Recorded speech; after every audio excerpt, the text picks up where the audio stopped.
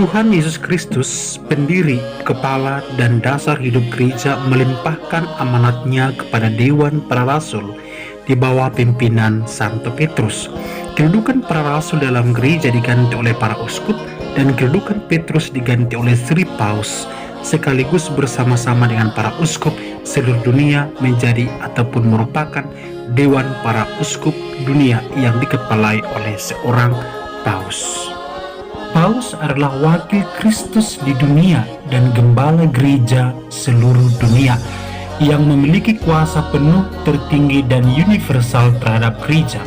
Itu terdapat dalam Lumen Gentium 22. Petrus dipilih oleh Yesus sebagai pemimpin para rasul, maka Paus menggantikan Petrus.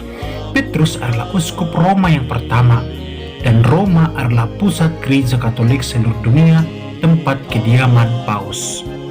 Paus pada dasarnya adalah uskup Roma, tetapi sebagai uskup Roma, Paus mempunyai kedudukan khusus di antara semua uskup seluruh dunia.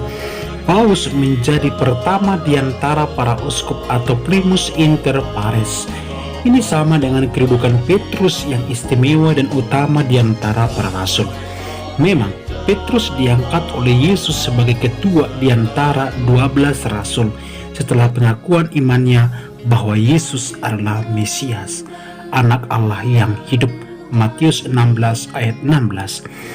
Dia pula yang diserahi kunci kerajaan surga. Matius 16 ayat 19. Kepada Petrus pula Yesus menyampaikan pesan untuk menggembalakan domba-dombanya. Yohanes 21 ayat 15 sampai 19. Sebagaimana disebutkan bahwa Paus adalah pengganti Petrus, maka Paus melanjutkan peranan Petrus. Dalam hal ini, Paus dapat disebut pemimpin tertinggi gereja yang tampak di dunia. Dialah gembala umat Katolik yang masih dalam pencerahan ini dan menjadi simbol pemersatu seluruh umat Katolik. Minggu yang lalu kita sudah bahas gereja bersifat satu. Paus kita yang sekarang adalah pengganti Petrus yang ke-266. Nama Paus kita sekarang adalah Paus Fransiskus. Struktur hierarki yang kedua adalah uskup.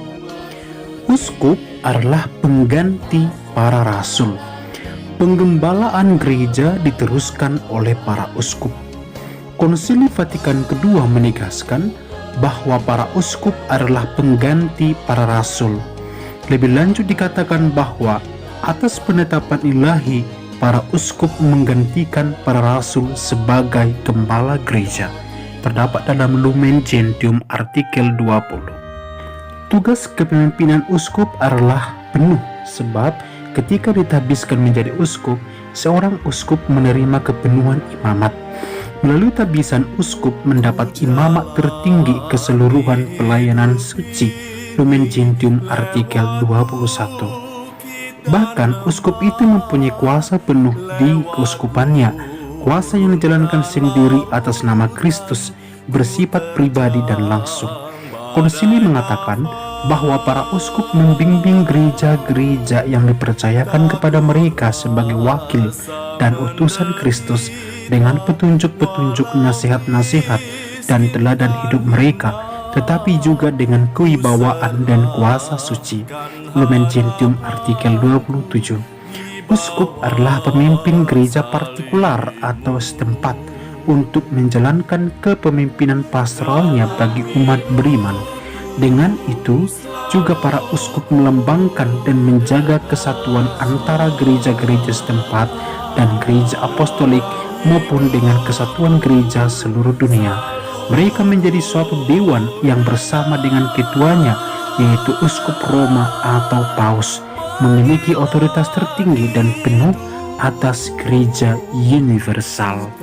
Dalam setiap 5 tahun sekali, para uskup-uskup seluruh dunia harus berkunjung ke Basilika Santo Petrus untuk bertemu dengan uskup Roma atau Paus sebagai ketua Dewan Para Uskup seluruh dunia, yang disebut kunjungan ad limina.